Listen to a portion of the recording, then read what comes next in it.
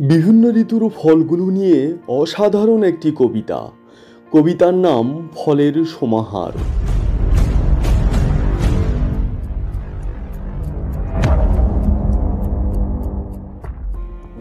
কোন ঋতুতে মোরা কোন ফল খাই, কবিতার ছলে তা বলে দিতে চাই। গ্রীষ্মকালে পাকে কাঁঠাল আর আম, আনারস জামরুল সাথে তার জাম। বর্ষাতে লটকন লিচু আমড়া, কামরাঙ্গার সাথে থাকে পেয়ারা। শরতের ফল খেতে ভারী মজা পাই, আমলকি চালতা তাল জলপাই।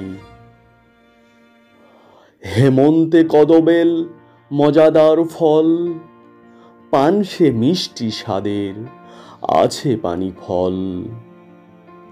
শীতকালে বেল খেতে করো না কো ভুল, সাথে পাবে ছফেদা ডালিম তেঁতুল।